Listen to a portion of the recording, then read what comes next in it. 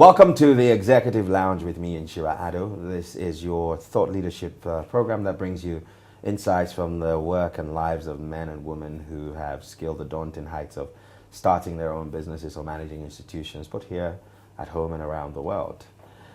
My guest today is a man who is very well known to a lot of Ghanaians, and if you don't know him, then you're showing that we've come a long way. But he's a household name every time you talk about technology. He started arguably one of the first computer training schools in the country. He's dabbled in music. He's gone back to music. Currently works with Soft Tribe. You know him as David Bolton, but we all know him also as DKB. David Kwamena Bolton, you're welcome. Thank you very much. So the first time I heard about you was in the late 90s. News story about a computer whiz kid of Ghanaian and the Scottish origin, come from the UK. How did that fame, being heralded on your return to Ghana, how did you handle that? The funny thing is, for some strange reason, I took it all in my stride, because I had been in the UK. I'd started a business when I was 14, so this was in the late 1980s, and I'd gotten a lot of press coverage, and it got to a point where I was spending more time on television and radio than actually doing the work you started, right? And I was still in school at the same time. So when I came to Ghana, the whole level, the buzz, it was amazing. It was amazing. But at the same time, I felt like I had come home. Because when I was in the UK, even though my dad is Scottish, my mother is Ghanaian, and in those times there was a lot of racism, in the UK. I remember I was the only black kid in my school, in primary, both primary and secondary school. So I always felt like a bit of an outcast. So when I came to Ghana and I met all my uncles, aunties and cousins and everything, I felt, I'm home. So that was one of the main reasons why I decided to move from the UK and then settle in Ghana. So you did enjoy quite some fame, both in the UK and here. How did the UK bit start? How did you come to the knowledge of the entire country? Well, at that time, this was before the internet, of course. Yeah. So at that time, they had just started releasing what we called then PCs, personal computers. Before that, it was mainframe systems and so on. So my father had bought me a second-hand computer for my 9th birthday. And I don't know if you've ever heard of Sinclair. There was this Sinclair was that before Alan Sugar's? Oh, way before Sugar. Way before Sugar. Yeah, way before Sugar. So Sinclair had what we call the ZX81. Wow. It's a tiny computer which had 2 kilobytes of memory. 2 kilobytes. 2 kilobytes. Okay. 2 right? kilobytes of memory. And 2 kilobytes is about one typed A4 sheet of text. Of text, yeah. So that was the entire memory of the machine. And even with that, there was a lot you could do. It was fine. It was maybe a glorified calculator, but the concepts of programming and so on, I learnt through that. And then I upgraded from a 2 kilobyte machine to a 16 kilobyte machine. That's a big jump. Yeah, a huge jump. So and then I kept on upgrading myself, learn just playing around and practicing, making games, trying to, do all sorts of things. And they used to have these magazines that came out monthly, where you had pages and pages of coding. So you actually had to type it out, and then invariably there would be lots of syntax errors and mistakes in the magazine. Okay. So you have to work out where the problems were, and correct it. And that's so how you were learning how to code inadvertently. Yeah. And at that time there was nothing like computer training. There were no IT courses really out there at that point. This was probably the mid 80s. And so from there, my father is a jack of all trades. You know, he can build a house. He's a mason. He's an electrician, plumber. His father was actually a quantity surveyor. Right. So he taught all of his children all the various disciplines when it came to construction and so on. So he ended up doing a lot of odd jobs for family, friends, and so on. And a few of them ran their own businesses. And at that time, there were spreadsheets. That was when spreadsheets first came out. Excel wasn't around. That's right. You know, Microsoft wasn't even around at that point. He was probably Bill Gates was probably still in his garage. You know, tinkering with MS-DOS. Yeah. So there was a program called Lotus 123. I remember Lotus. Yeah. So in its earliest versions, so people started realizing you could use it for cash flow projections, forecasts, and all sorts of things. So my father's friends would then basically ask me to work out these spreadsheets and design them. And then I started designing the spreadsheets and then programming alongside it, you know, for their businesses. And they would pay me 50 pence, £1, £5, that sort of thing. And I realized, wow, I can actually make some money from this. You know, so I quit the paper round. You know, those days it was you had to run around and do the paper round, yes. To get up at 4 o'clock in the morning and deliver newspapers to all the houses. So I quit that, and then I started doing this, you know, as my pocket money earner. And then before I realized it, there was one opportunity that came up. That time I was 14 years old. There was this company where it was a nationwide company in the UK where they actually did toys. They sold toys around the Christmas period. And it was basically what they used to call a party. What happened is you're an agent, you hold a party in your house, you sell the toys, you send in your orders to the head office, they get everything together and then dispatch it to all of the people. So they had hired a company to design the software for this, and the company failed. Wow. So there was a piece in the local newspapers about what I was doing. So they called me up and said, can you do this?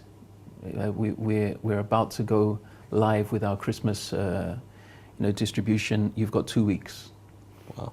I had no idea what I was doing. I said, yeah, of course I can do it. I had no clue. So I just stayed up day and night.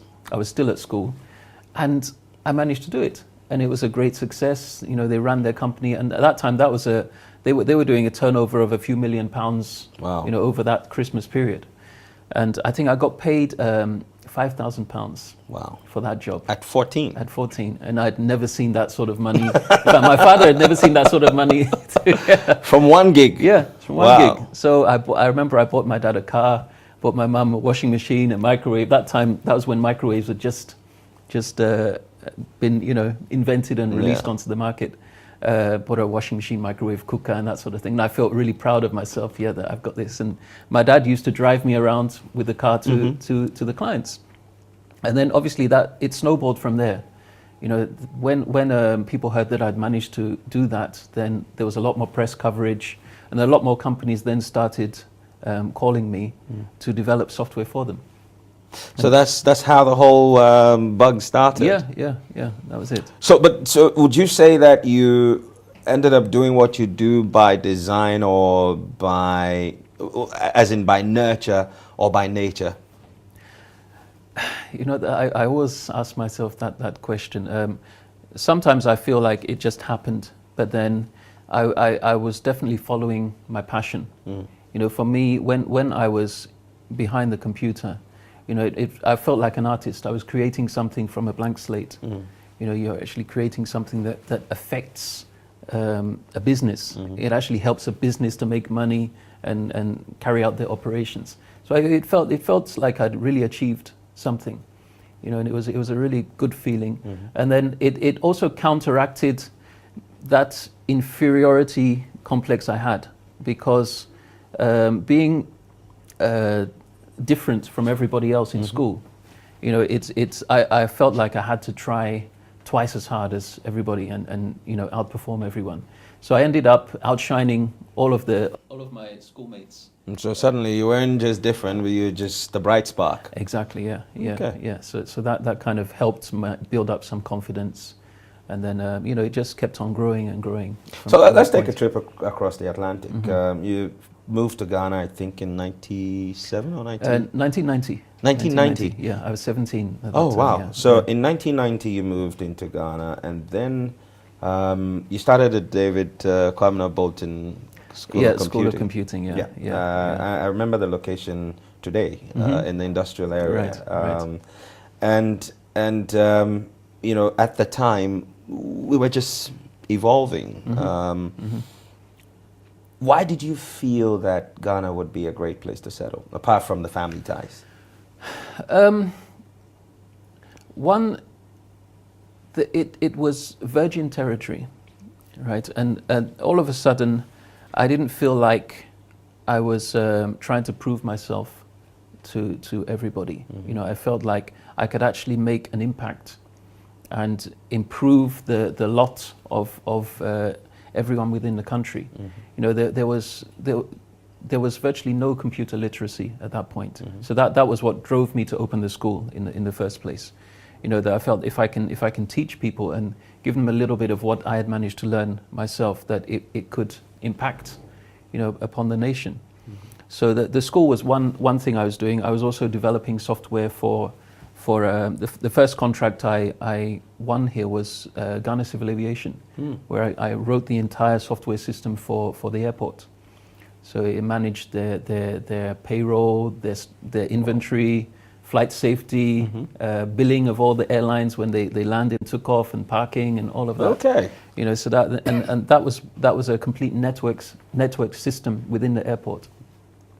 And it was actually used for, I think, close to 20 years.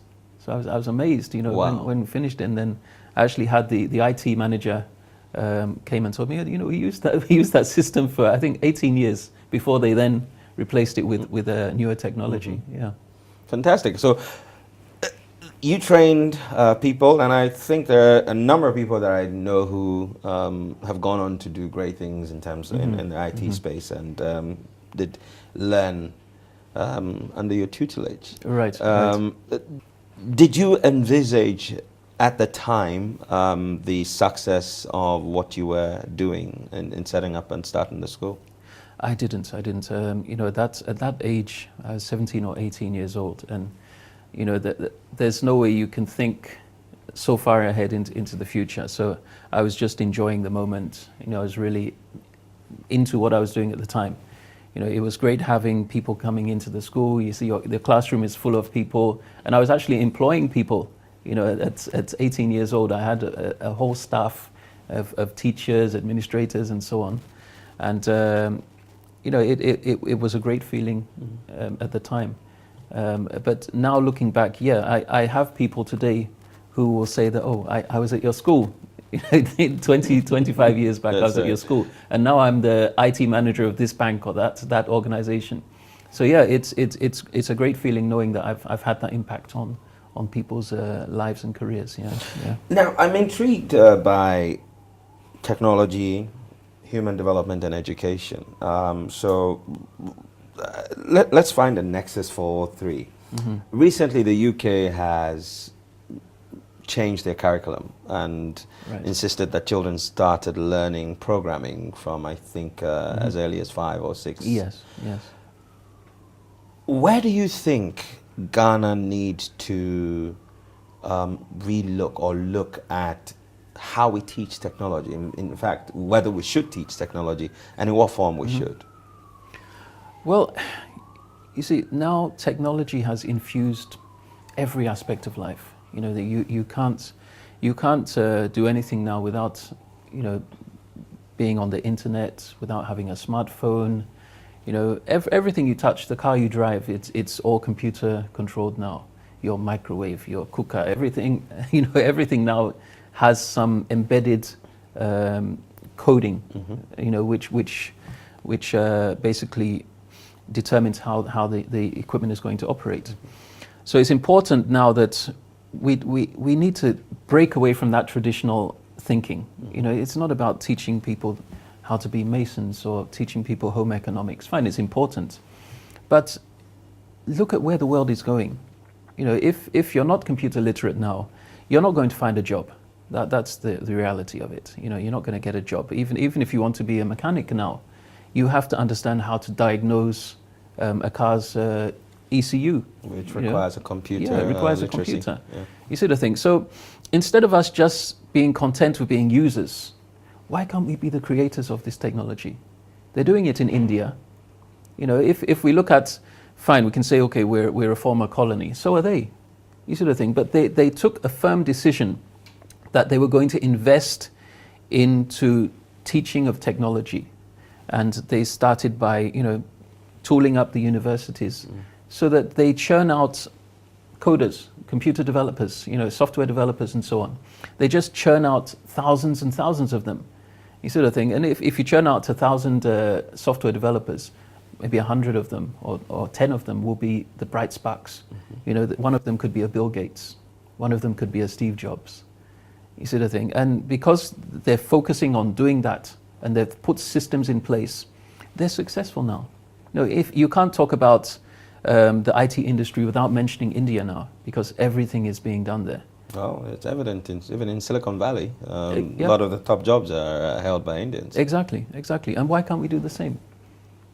There's no reason for it, And I think it's a shame that our political system, seems to be, there's this 4-year cycle where, the first year is consolidating your gains. You just come into power, so it's blaming the previous government for all the mistakes they made. Second year, you're trying to actually do something. Third year, you're gearing up for the elections, and the fourth year is just campaigning.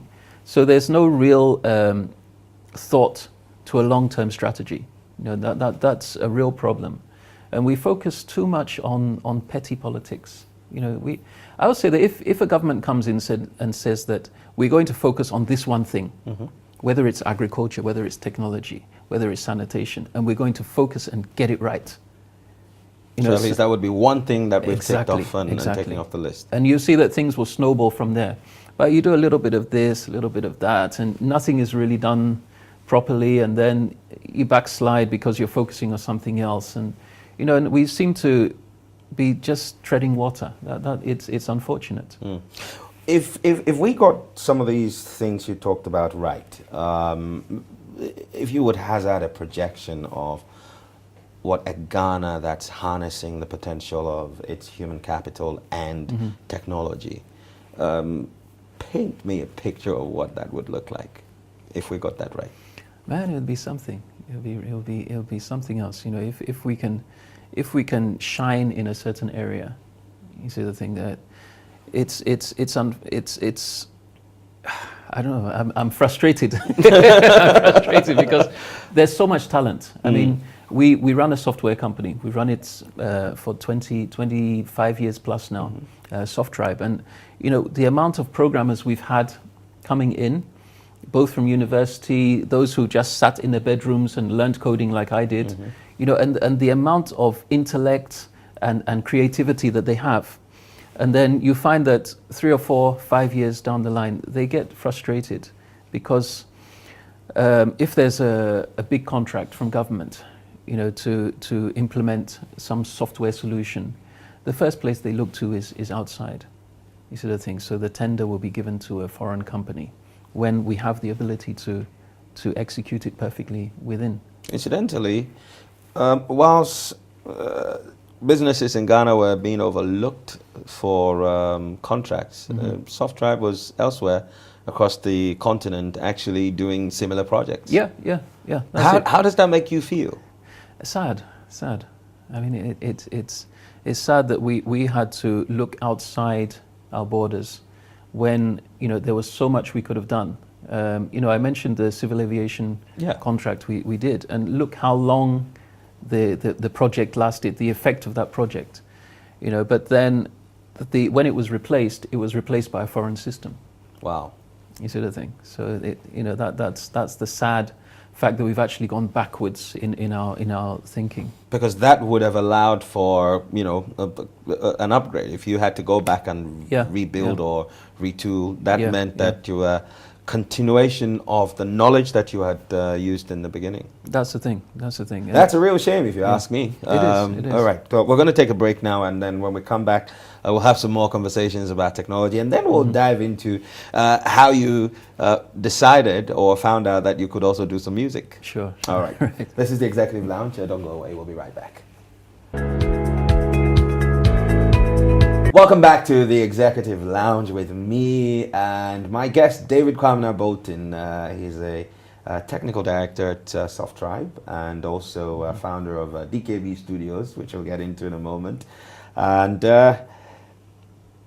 he's just shared insights from starting his own business at age 14 and moving to Ghana and teaching computing and doing stuff as cool as building from the scratch the computer software system that ran the airport for 18 years. I mean, that's a great feat. And yet, you still get overlooked for contracts and it goes out. But let's, again, look at the technology space. The technology giants that are constantly coming into Ghana looking to settle. And there's been a lot of talk about local businesses or technology companies that have what it takes. Right.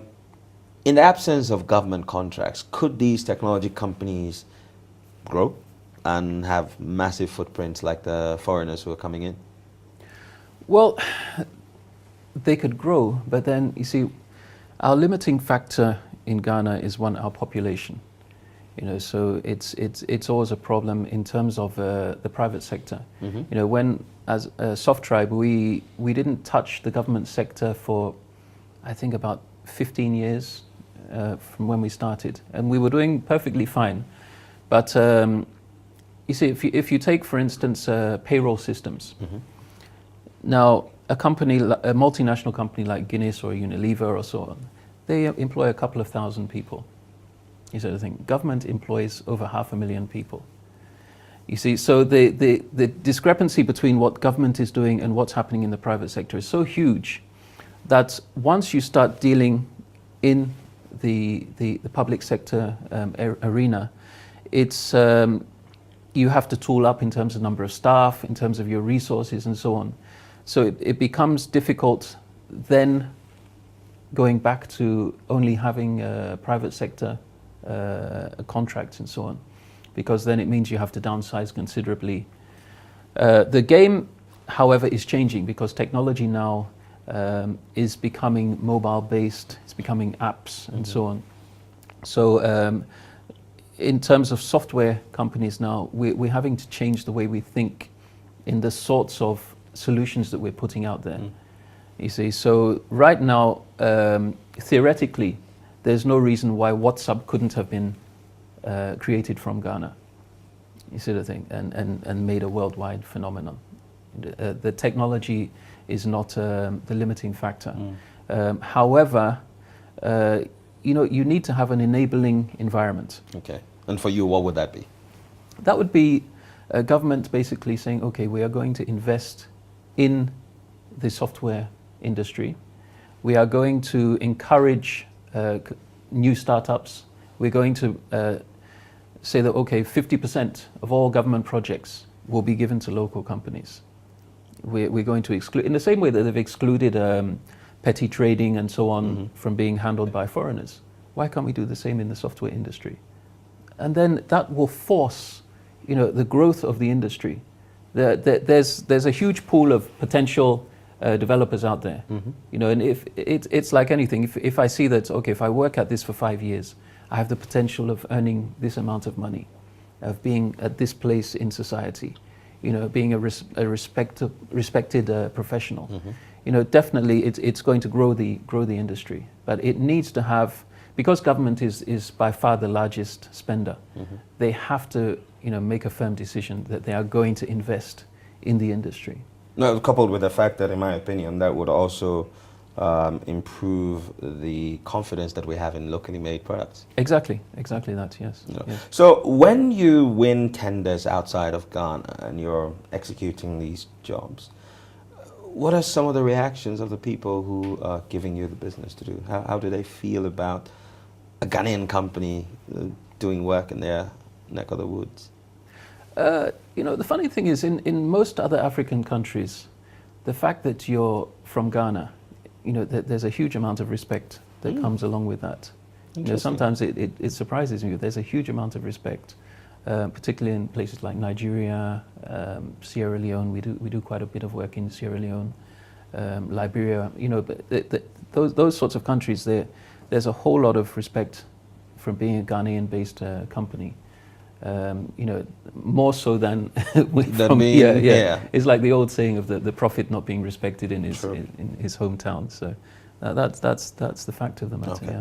Yeah. Let's dive into music, and I mean, well, before music, let's continue down the trajectory of technology. I've been observing. You post quite a lot of photos and short videos from the bird's eye. You've been flying drones. Yes. How did that passion come about?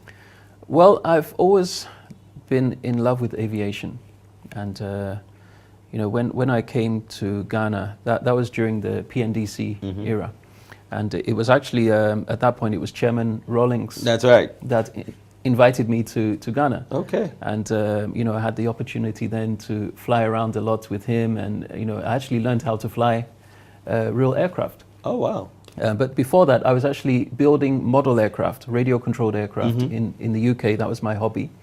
And then continue that here.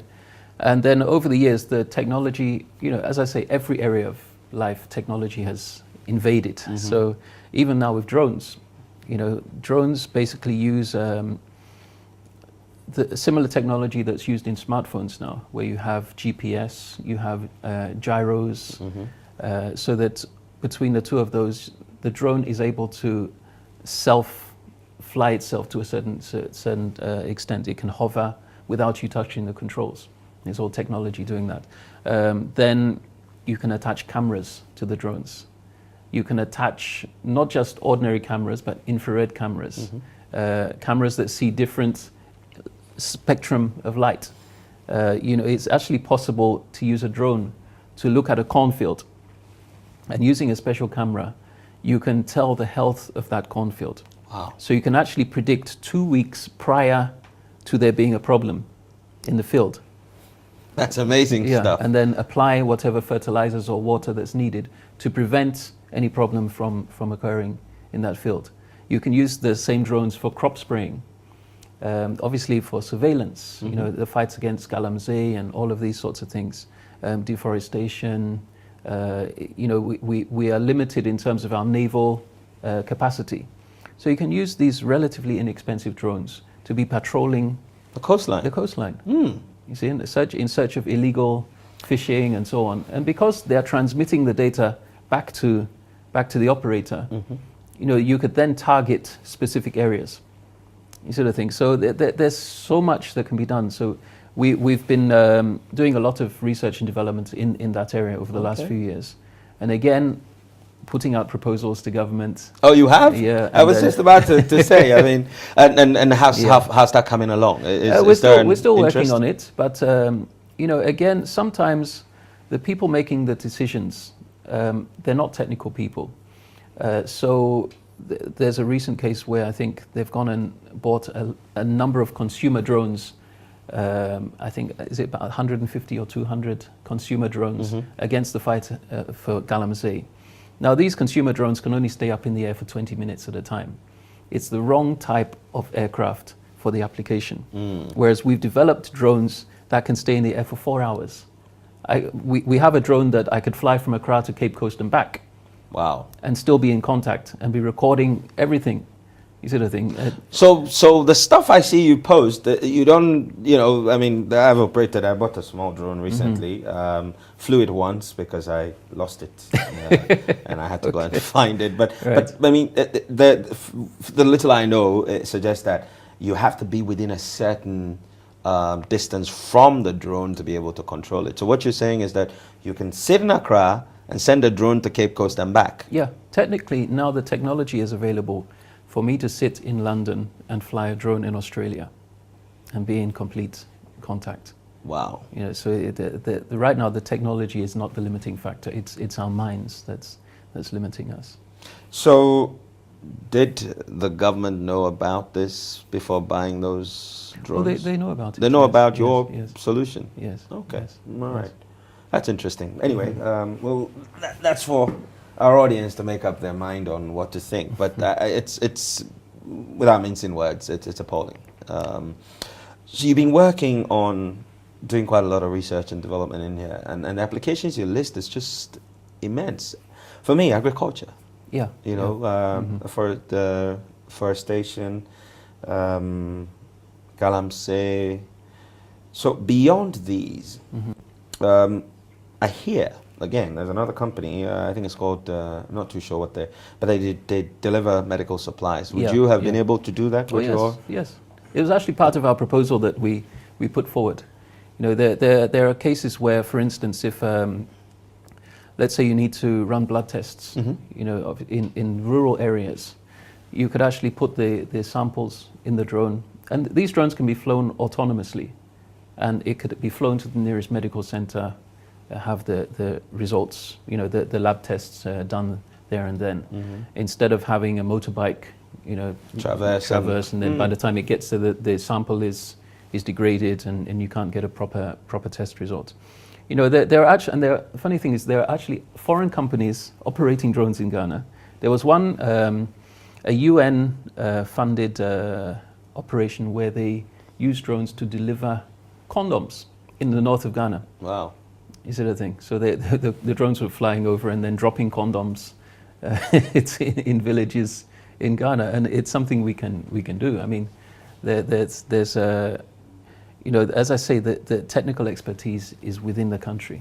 What has kept you optimistic? Because I know people move to Ghana, do business for a while, get frustrated, and then they pack their bags and go. Yeah. I read an account recently of somebody who had left the country as a child, done a PhD, came back home, and had been frustrated to the point where they just left.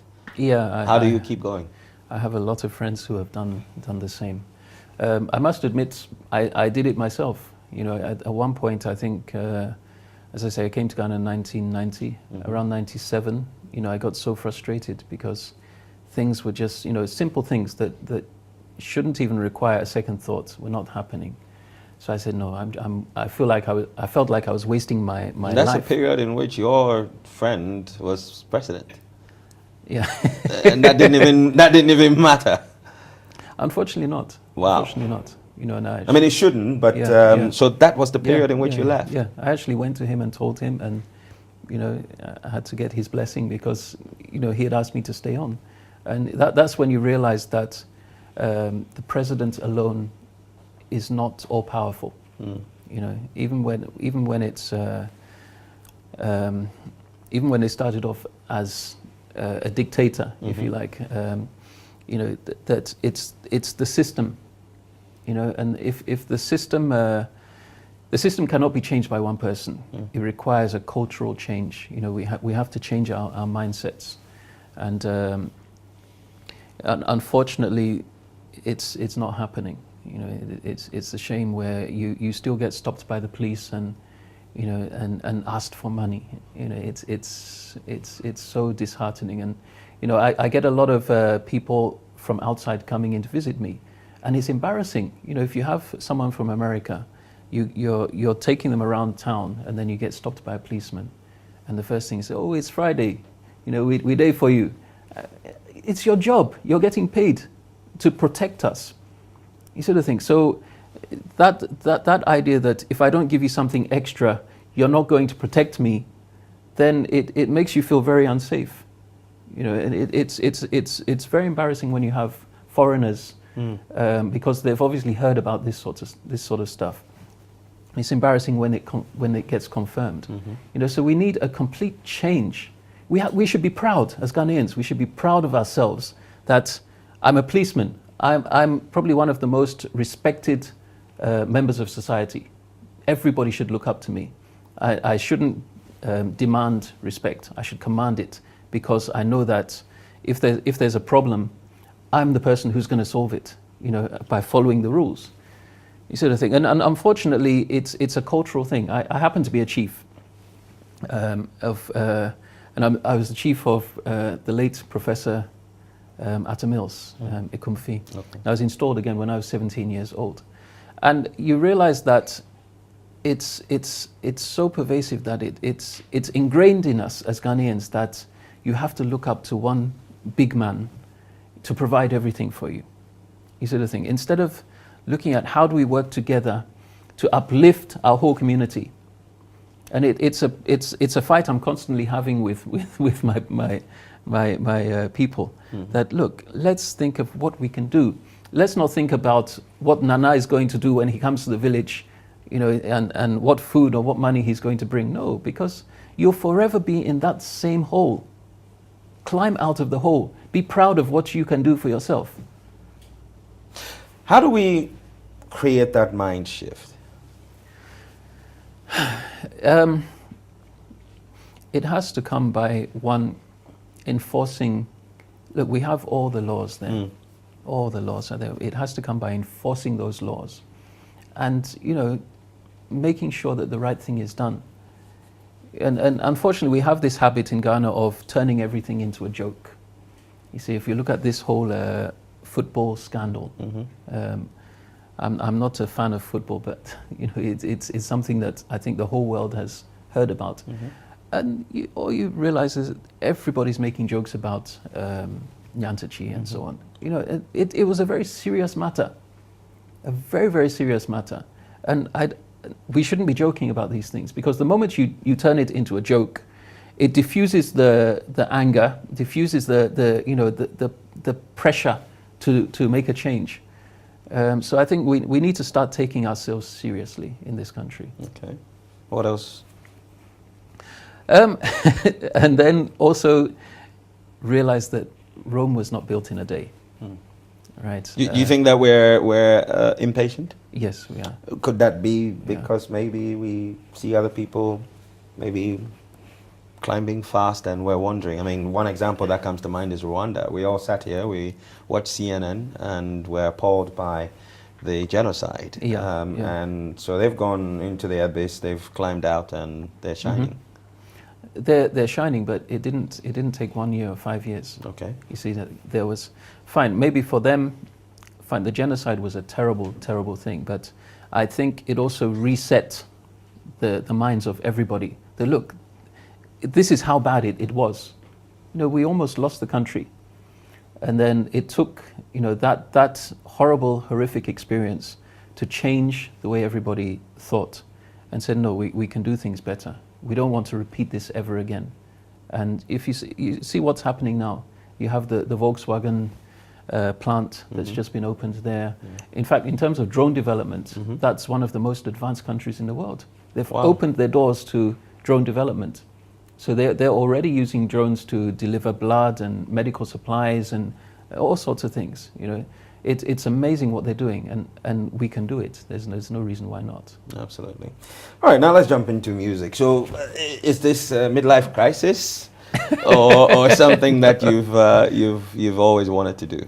No, I've actually been in music in fact, as long as I've been into IT, I've been into music. I was actually a music student in school. Right. I was trained in violin, and I played in my orchestra in school. And so music has always been part of me.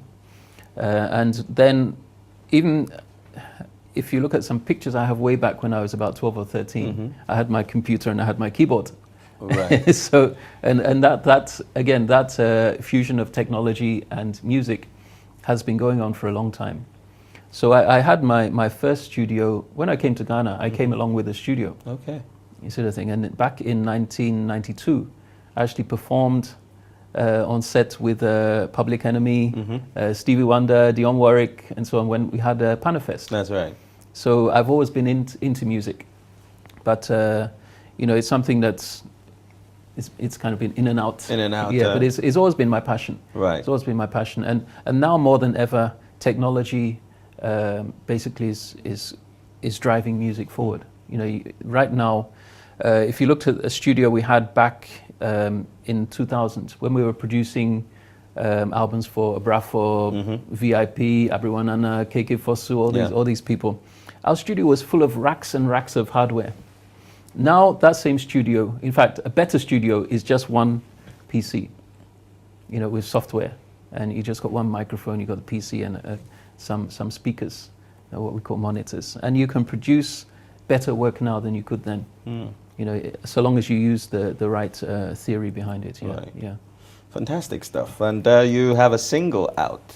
Yeah. What inspired? I think it's called "Leave My Heart on the Ground." On the floor. That's right. Leave My Heart on the floor. That's right. Yeah, it's we've set up the studio again, and with state-of-the-art equipment, and basically I wanted to show what could be done.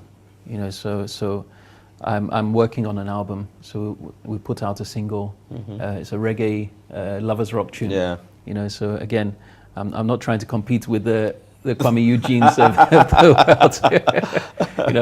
world. Trying to make some more matured music that people of our generation can relate to, and then show that making music is an art form, but there's also an education that has to be obtained. You can't just get up and start rapping and singing and call yourself a musician. If you look at the greats like our Kojo entries and Abrantiers and so on, if you play their tracks today, they still sound wonderful. Yeah. You can still dance to them. They can play live and they sound just as good as they do on the record. But that's not happening with the new crop of musicians because they don't have that theoretical, training. And that's something that we want to try and, in the same way when I started the computer school, I want to do the same thing with music as well. Right. So that we can bring our musicians up and push them out there. Why can't we have another Osubi-san? Good question. Nothing should stop us. Right, we're going to take our final break, and when we come back, we're going to talk a little bit about some of the stuff that David is involved in and the lessons that he's learned along the way so far. Stay tuned and don't go away. Welcome back to the Executive Lounge. We're in our final segment of the show, and we've learned so much from my guest, David Kwamena Bolton. David, just before we went on that break, you talked about, that you were schooled, you were trained, you learned. Formally, you had to play the violin, played in the school orchestra. Yeah. Is there a need for us to revisit having music in our curriculum? Because it no longer is taught in a lot of schools. Yeah, and I find it extremely sad that, music is something that I think everybody listens to. It's wherever you go, there's music being played and so on. But musicians, shall I say, there's a lack of respect for musicians, which shouldn't be the case, because look, culturally, music is part of us. If you go to any state function, you'll see that. You have the traditional dancers and drummers there playing. Sometimes we have our live bands and so on playing. They didn't just get up and start playing the guitar or learning playing the drums instantly. It took years and years of practice. And there's a theory behind it. So if we don't teach that in the schools, and then we start complaining that the live band scene is dead. Of course it's dead. How do you expect people to just pop up, and understand how to create music and how to play live music and so on? And the same thing even applies now to studio-based music. If you don't understand the fundamentals, you're just going to do what you feel is good, and I don't want to mention any names of the new artists, but you see that a song is put out today, in 6 months' time is dead. Nobody wants to listen to it again because, fine, maybe there was a great dance. In some cases, 6 months is too far. It's too long. Yeah, that's it. They have a great dance that goes along with it and so on. So everybody gets vibed up, and again, then it becomes like a joke, kind of situation. Look at the one corner. Yeah, thing, so that's That was a phase, and then until the next one. Yeah, yeah. But so in essence, if we're missing out on the fundamentals, we will only have flash in the pan, and not something that's sustained over a long period. Yeah, yeah. There's a certain school of thought that there's an over-reliance, or more a shift, on a lean on technology for music. At what point do you think, how do we get the optimum balance between the skill of music and the use of technology to push it? You see, the thing is, technology changes everything. I mean, we used to ride bicycles before cars were invented. You know, we used to travel on ships for months at a time to get to around the world. Now we can jump on a plane and be there in a matter of 8 hours. You can be halfway around the world. However, you know, it's this issue of being a user or being a creator, right? Fine, you can buy a home studio and just do whatever you want to do. You can buy a computer and use it for Googling, Facebook, Instagram. You post your selfies and so on. You're just a user. You're not creating anything of value. You see the thing, and you post a picture on Instagram. You get 100 likes or 10,000 likes, and you feel like you've achieved something. A week down the road, nobody cares that you posted that picture. You know, but who created Instagram? Whoever's created it now, they're worth billions of dollars. You see the thing? Because they've created a platform that millions, if not billions, of people use. So why can't we be the creators of these things? What's stopping us? You see the thing? And it's basically this. We have a short attention span. That's the problem. You know, if you look at the average young person now, if you just look at their smartphone usage, how many times, if you look at this, compare how long they spend on Google researching something as opposed to how long they spend on Instagram or Facebook. You know, I spend a lot of time on YouTube learning new things. It could be anything. It could be about cookery, it could be about studio work, it could be about technology, you know, and finding out how things are done, so that I have a basic understanding of, you know, whatever interests me. You know, instead of just getting up and watching music videos, scrolling through my Instagram, liking 100 pictures, and then going on Facebook, watching some people's status posts, you know, I'm not feeling happy. I don't care that you're not happy. I care that you've created something that I can buy that's going to impact upon my life. You see the thing? And we need to be creators. We have to stop just being users. So, share with me maybe one key lesson that, if you look back at your life, that has kept you going, that we ought to hold on to as young people today. I mean, looking back from when you first developed that software at age 14 and all of that, up until date, what one key lesson do you think we ought to hold on to? Persistence and determination. And don't think about the money alone. You see the thing? Think about, do something that drives you, that you're passionate about, something that you think is going to be useful to other people. Even if it's a small group of people, you find that, you know, I have this idea. I can create whatever it is. It doesn't have to be software. It could be a tool. It could be a new recipe. It could be anything, whatever it is that is going to impact upon people's lives, and then spend time to perfect it. And there's no perfection in this world, but there's the pursuit of perfection, right? And in that pursuit of perfection, you are always stepping higher and higher and higher, you know, one step at a time.